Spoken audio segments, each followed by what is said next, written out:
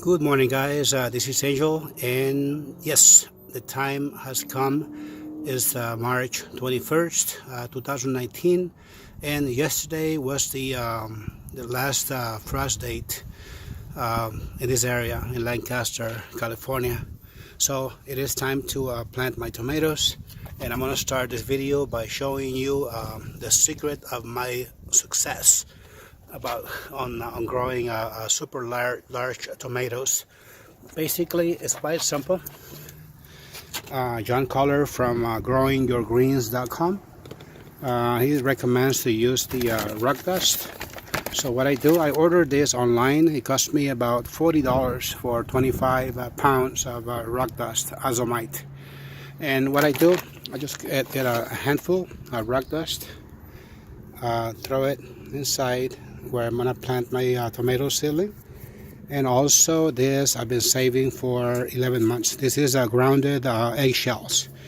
What I do is just same thing. Get a handful, drop it in there, and one last ingredient is going to be earthworm worm castings. This I paid $25 for a 25 pounds of let's see, worm castings, and same thing. Get a handful, drop it in there, and mix it, till it, and also yeah, and that is the secret: eggshells, worm castings, and rock dust, azomite, and you're ready to plant your tomato. And don't forget to plant the tomato really deep into the soil, and that is going to encourage more roots shooting from the side of the stem. And that's basically what I did on this one and the rest of the row all the way across. Stay tuned on this video because I'm also going to give you an update on my hot peppers that already have been transplanted onto another raised bed. Okay, so I'm done planting all my tomatoes. Now let me take you to the other side of the yard so I can give you an update on my pepper plants that I transplanted last week. Okay, so this is the other side of my yard, and before I show you my peppers, I want to show you this beauty. Look at this.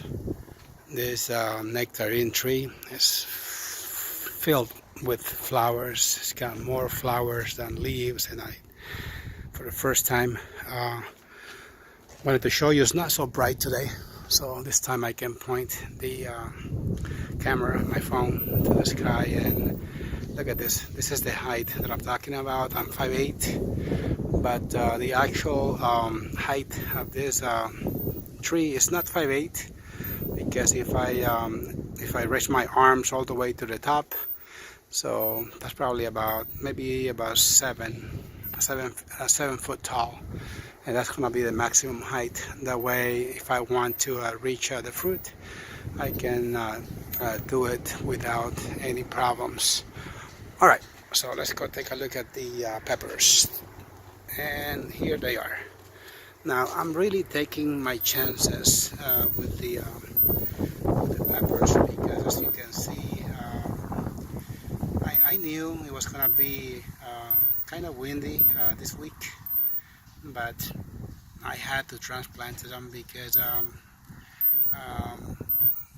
they already had a root bound around the cup, and I felt so bad for them, so I just took them out.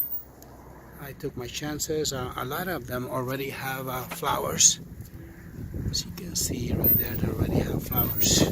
So they've already been out here for about 5 days, and I don't see any problems. So if they survive one more week, I think I'm gonna be okay. I'm gonna keep you guys updated on the progress. any comments, any suggestions. Tell me if I made a mistake by transplanting my peppers too soon. I usually don't do it too early, but once again I had to do it because of the root bound around the cups. My tomatoes, yes, those are more cold hardy, and they can also tolerate the wind around this time of the year. Peppers are more fragile, and I'll see what happens. Anyway, so this is all I have for you guys today. As I promised, I bring you updates on what I'm growing. This is the last video that I'm gonna be showing you on the peppers. Next one is gonna be when probably around harvest, when they're ready to be harvested. That's probably gonna be in about a month or so, maybe 2 months, along with the hot peppers. And once in a while, I'm gonna be making tour videos on my garden. Before I close this video, I wanted to show you also another tree that I'm growing on the other side of the yard. Alright, so here's a tree. This one here is the peach tree. This is a tree right here. It's actually two trees in one. One of them is plums that I planted about 8 years ago. 7-8 years ago, that I bought over at Lowe's. Now the one to the left is a volunteer peach tree that I dropped the seed, as I have mentioned in other videos. But they are growing side by side. As you can see, they are sharing the same root ball, and they don't seem to mind it at all. If you have any comments, any suggestions, you can drop them in the comment section below. This one here, I kind of let it go a little bit taller because plum trees, I guess, those they don't like to be pruned as much as the nectarines or the peach. So this one here, I had to let it go a little bit taller, but nonetheless, it's still reachable, manageable. And anyways, this is all I have for you guys today. Another volunteer, either a peach or a nectarine, I'm not really sure. And I also wanted to show you how the sugar snaps are doing. They are climbing up.